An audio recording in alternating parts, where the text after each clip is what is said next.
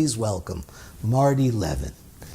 Thank you, R. Thank you. So, now I know your website is Martin Levin Artistic Creations. Yes. Great. So if you want to go find his website, go martinlevinartisticcreations.com or come to our website, whyilovejewish.org.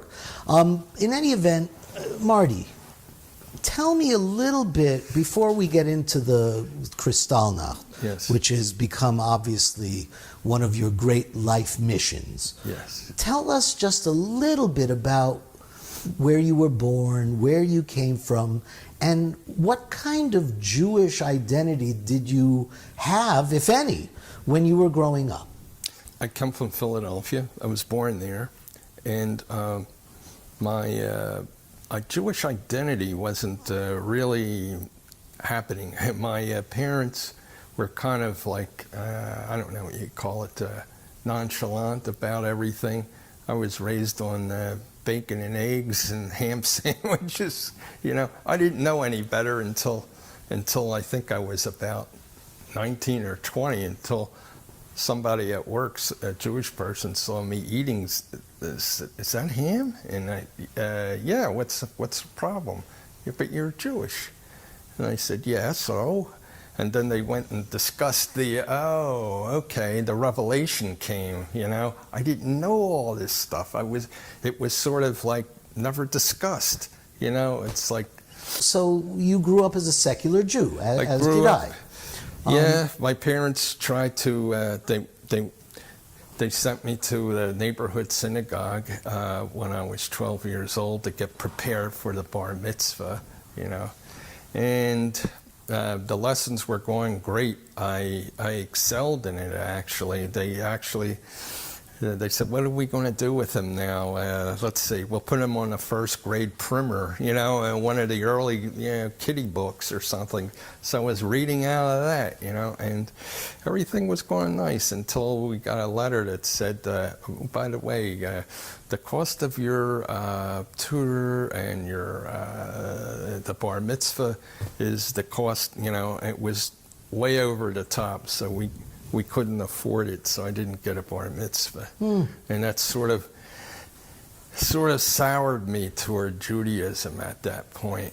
And that has nothing to do with the ham sandwich, though. Right. Where in your life would you say that you recognized a certain element of Judaism in your life that wanted to express itself, at least artistically, certainly? Well,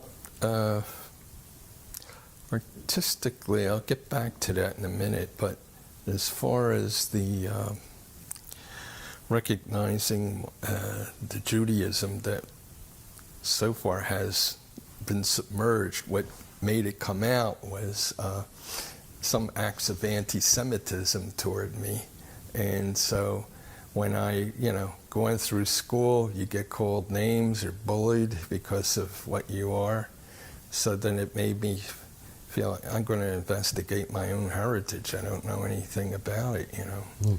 So that's when I started reading books and books, and I had so many that I eventually gave them away to the library. They were giving me nightmares. They were horrendous, some of the stories in them, you know.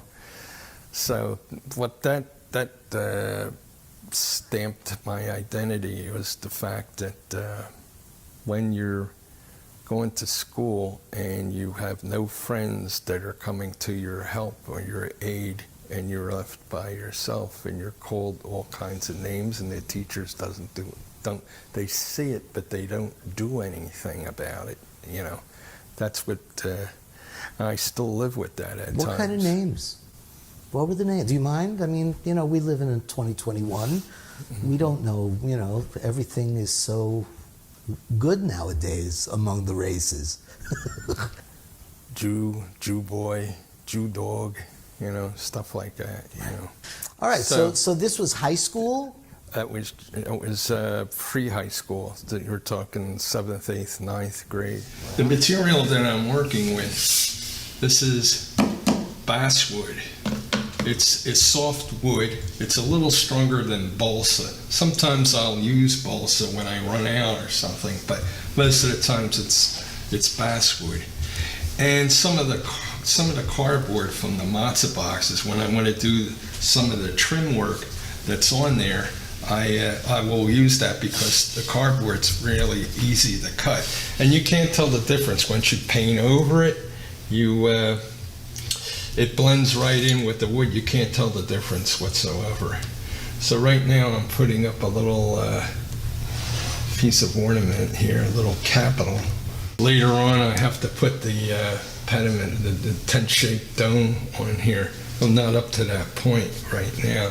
When did you recognize that you had art in you that needed to be expressed?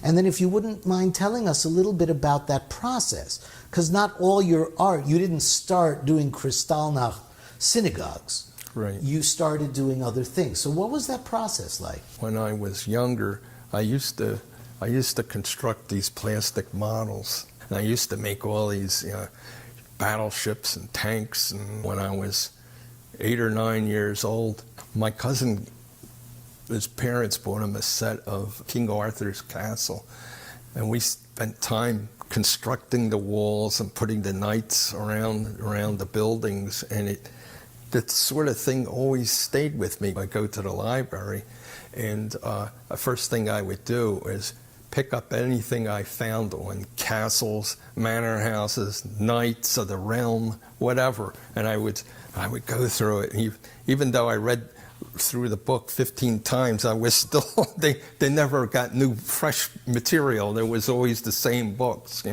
so we'd go over it and over it again. The medieval time period, the architecture and so forth, it's just a fascination that I have. I guess it lingered on. I never got tired of it, and every time I would go out and look around, especially on the holidays, you would see these cute little Christmas villages, and I thought, I could make something. Wait a minute, no, that's not me. I mean, I can make it, but it isn't tying in with my background or culture.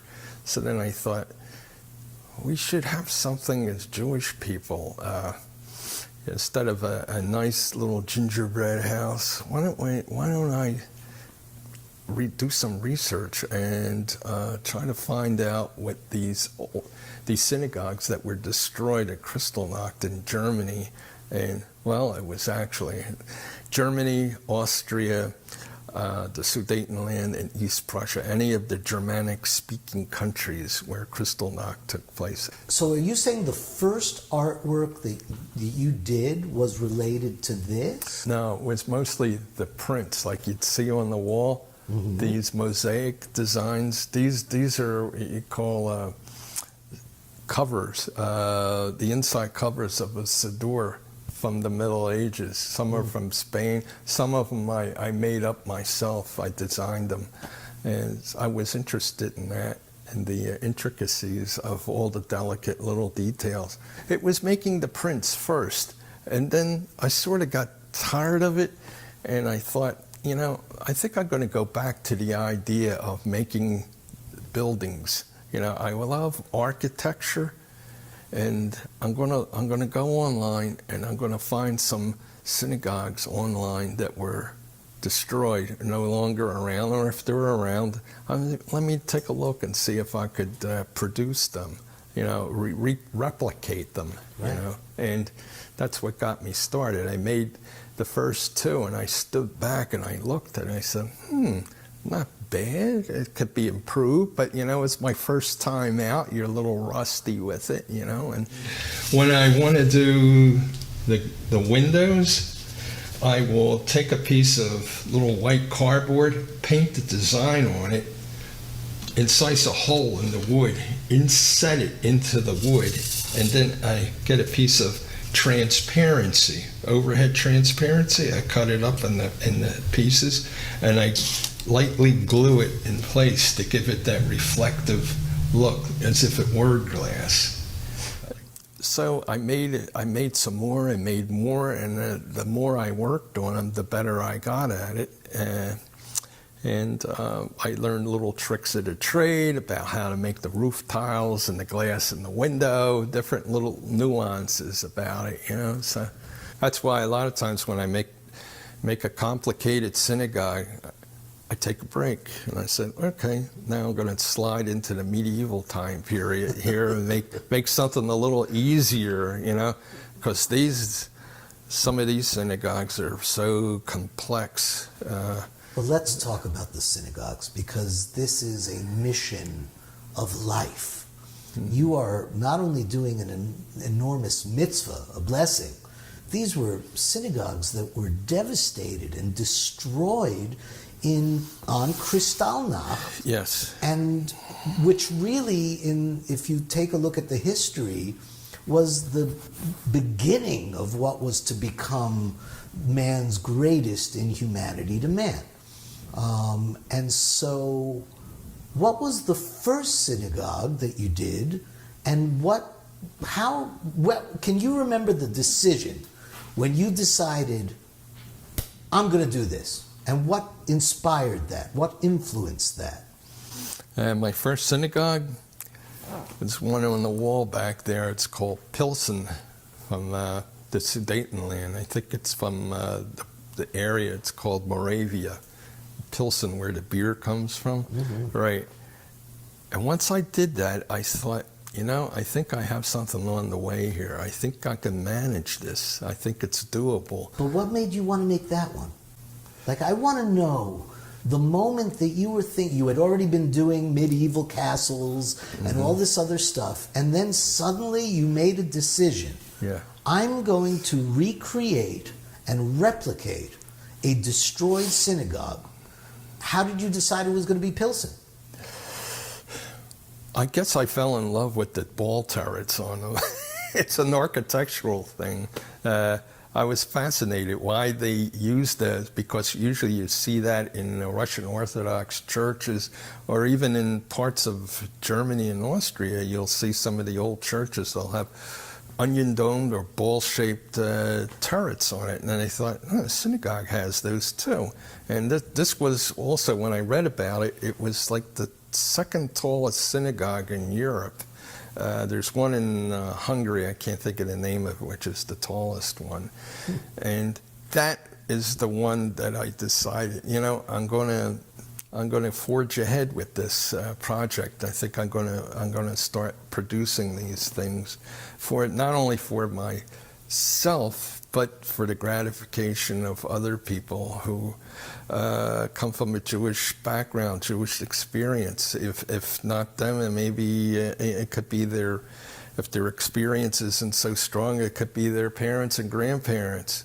You know, I had a show right here about maybe a year and a half ago at one of the local synagogues, and they set up tables for me. I put all of my synagogues out there, and there was this older woman behind the glass door as you enter into where my synagogues were, and she had a nurse with her, and she was on a walker, and she got to the door and she looked at the synagogues and she's, no, I can't look at them. I can't go. And she actually turned around and went home, and because she must have left an indelible mark. See, it'll touch somebody like that, but their offspring, their sons and daughters, they're the ones who will say, yeah, this is the key to what's driving my mother, my grandmother, to have these feelings. When they look at this is like, it's reaching out over the past 70 years ago. It's like, I'm here now, you know. I returned. I returned in a smaller scale, but I've come back. And it's another way to also bring these synagogues and these memories back to life.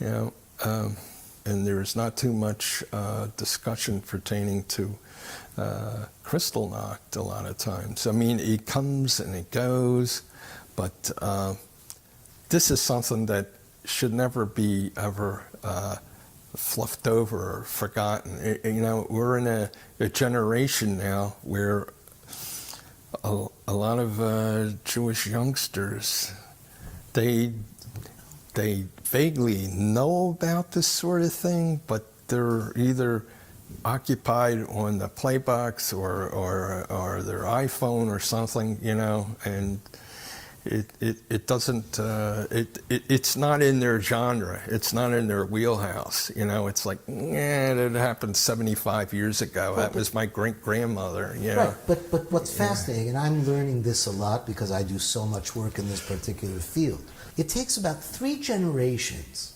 before there is a renewed interest. This is common. This is not an uncommon phenomenon. It's called the 3rd generation principle. And the idea that, you know, your grandparents came to America, they wanted, you know, their kids to be Americans. So they didn't teach them the Yiddish. Then the kids, you know, they know a little, they remember, they have kids, and they don't really give it to the kids, but the kids remember chopped liver and gefilte fish, and and that song, Hanukkah, Hanukkah, na na na na, right? Yes. But by the time their kids have kids, those kids don't know anything. And so they want to know what it is about their life, about their culture, about their identity that they don't know. Now we're living in a time where we have to remember what happened 75, 80, 90 years ago so that it doesn't happen again. We are, you know, if Arnold Schwarzenegger can go viral with a video about Kristallnacht and how it influenced his family from the opposite perspective, and how that relates to what's happening in the world today, it makes your work so much more relevant, because we now have to recreate what happened on Kristallnacht. So tell me, how long did it take you to make the first synagogue? Maybe close to a month, you know, because at that time I was making most of my synagogues like on a flat plane. The idea was to hang them up on the wall like a plaque, so it's sort of one-dimensional, only an inch and a half wide. But as time went on, I got a little faster, but it always depends on the complexity of the building. Some are more intricate than others, so you have to spend more time. It all varies, you know. Now, each synagogue has an entirely unique story. Where it comes from, when it was built, you know, who was there, how many people. How much of the story of each synagogue would you say influences your work on that particular synagogue? Well, when I read about a particular synagogue, that especially like if it has a really dark history, that one that was destroyed in some way, or it lived through the Black Plague time period from the 1300s, it makes me want to investigate it more and more. So I get online and I'll look up all different kind of resources pertaining to that synagogue.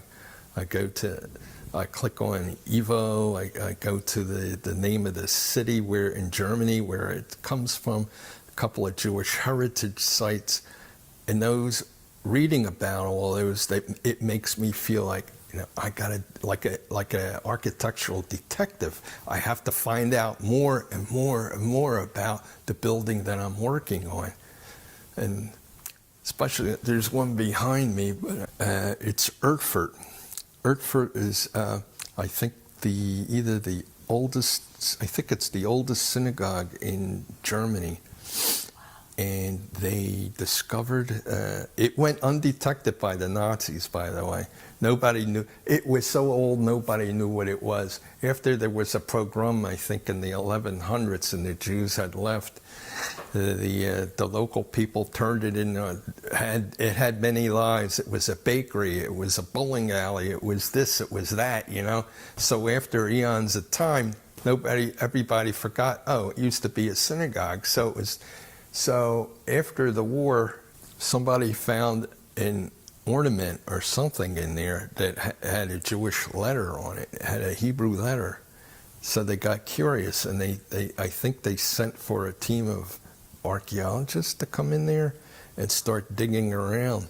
And they found in the wall, in one of the walls, they found a sack full of gold coins that the people had stored away because they knew there was potential danger, and they cemented it up into the wall.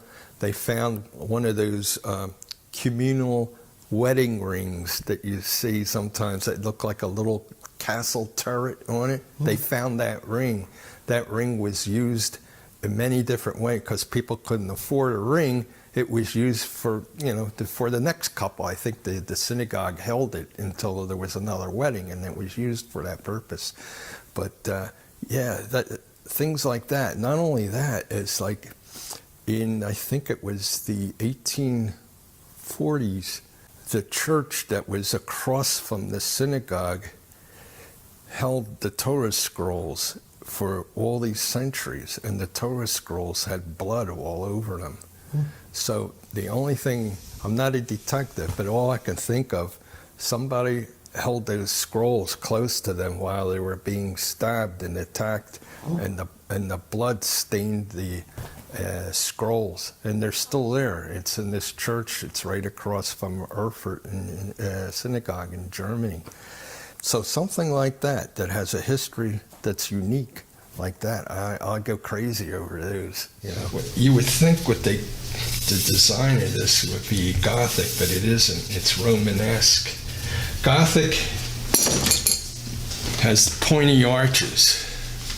Romanesque has rounded arches. This was the architecture that preceded Gothic architecture, but it was used as a revival architecture in the 19th century.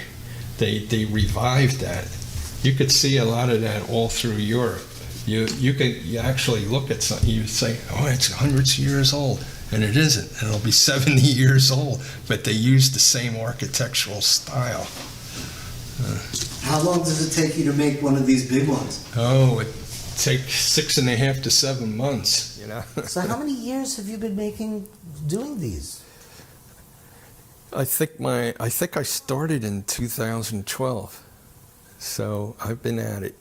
Nice. Been at it for a long time. How many synagogues or yeshivas do you think you've made at this point? Altogether, I think I've made about 25. And how many synagogues were destroyed on Kristallnacht? I saw all kinds of estimations. I saw from 297 to 2050. I look at different sites, and every site that I look at has a different answer. I never get a straight answer. Well, that's very Jewish. Yeah. You ask a question, you get 5 answers.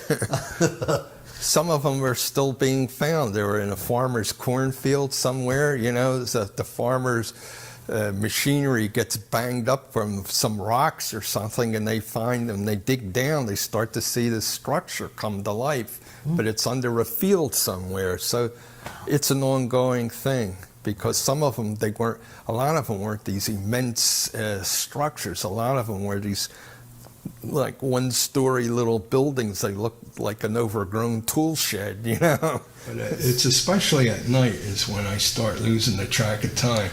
I'll say, it's 10 o'clock. I feel like I've rested up now. I think I'll do a little work on the synagogue right now. So when I start to get rolling on it, and then I realize, let's check the time. Wow, 2:30. How did that happen? It felt like it was only 30 minutes ago. How did the time go fly by that quickly? But it does. Once you get immersed in what you're doing, you lose the track of time. It just disappears. These little pieces, it took me at least, I had to do them over again. It was my second attempt. I'd say about 3 hours. Yeah. As we see, you went from this small dimensional structures to now 3-dimensional giant structures that you're doing. How has building these replicas affected you personally, both as Marty Levin and Marty Levin, a Jewish artist? Well, it's making me more aware of, not only because of my Jewishness, which is there, but I have to keep looking at what's going on in the world, in the news, and see how it's affecting our people, not only in this country, but in France, in England. France is Jewish population is depopulating right now. They're fleeing to Israel. It makes me aware of what's going down in the world. I keep thinking back when I was reading German newspapers will tell me, hey, this was going on in 1850, this was 1875 with this synagogue, that synagogue.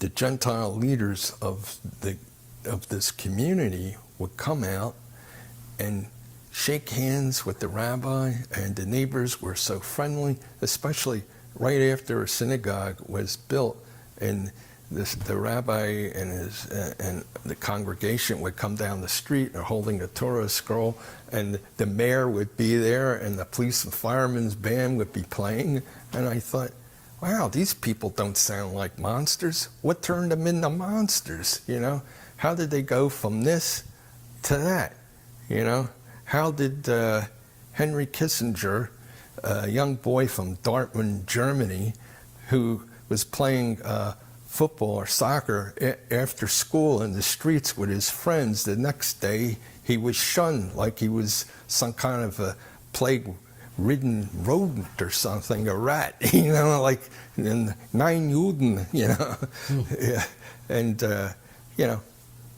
you can never take it for granted that people's personalities, I guess you call it, or personas, they can flip, if they're taught a lie and it's repeated over and over and over, and they have paperwork and propaganda behind it, the whole population flipped.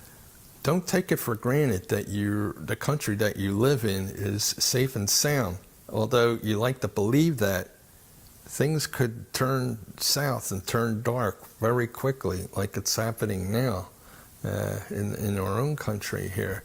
There are elements of dark nature that's welling up, and so it's got to be something that you have to keep your eye on, and also there's got to be resistance to it, and that resistance got to take a shape in some form. I'm not quite sure, because there's people who have a mental block, and no matter what you tell them, they're gonna reject anything you say. All these different little notches and cutouts I have to do. I use one of these tools to give it, to gouge out the little arches, the facings on here. Wow. Yeah. And all this here is shingle work. Eventually it'll become part of the design. Shingles that go on last on the roof, I usually save that for last. I'll take a strip of this old matzah box, right, and I'll cut it up into pieces. Then I get a file, and if you could see what I do, I offset it a little bit, and it gives that effect of the shingle. And I have to lay each strip down as I go along to give it the look that I'm after. One last thing I think I'll say. This is more or less pertaining to the architecture of the synagogues. Once in a while I get somebody that'll say, how come that synagogue here and that one, how come they look like churches? From a lot of times when you look at it and you say, that could be a church. And the reason was the German Jews wanted to fit in. So if they hired an architect, they saved up enough wealth and money to have an architect and pay for the building and the construction, they would say, you see that German church down there with the nice pointy Gothic spires on them and everything? We want our synagogue to kind of reflect that, to have give it a Germanic Gothic look. because they didn't want to they wanted to blend in with German society. But that, we found out, didn't quite work. Even when World War I veterans would show up at a camp wearing their Iron Crosses with commendations that they got from the First World War, they were still subhuman, you know. So it didn't matter, because, you know, you still have to keep an eye on things, and just don't let it don't take it for granted that you're going to be safe and sound. Don't take it for granted that you're going to be safe and sound. And we should take that to heart, that we all have to fight to be accepted, to accept others, and celebrate our own culture and our own identity with pride. Yes. So go to our website, whyilovejewish.org. You'll find information about the great artist Marty Levin. You'll see most of the Kristallnacht synagogues that Marty has already created. And we look forward to commemorating and remembering our history and our culture and our identity, and celebrating it as much as we can. So thank you, Marty, very much for joining us Avi, and sharing your incredible talent with us. And thank you all for joining us tonight. And we'll see you soon. In the meantime, sei gesund und stark. Be healthy and strong. Hi, so we're back for a moment to just show you the beautiful Höcht Synagogue, maybe pronounced Höcht Synagogue, from Germany. This was created in 1905. It was destroyed on Kristallnacht, 1938. But this beautiful recreation of the Höcht Synagogue could be yours. Marty Levin has given us permission to auction this with all the profits to go to the Yiddishkeit Initiative and Why I Love Jewish. So go to our website or find us on eBay, and this could be yours. And we are very grateful to be able to remember that Jewish history didn't start with the Holocaust. Jewish history has been around for thousands of years, and Yiddishkeit and the Yiddish language has been around for over 1,000 years. And so European Jewry is very rich, very deep, and very important for us to remember. So the Höcht Synagogue could be yours.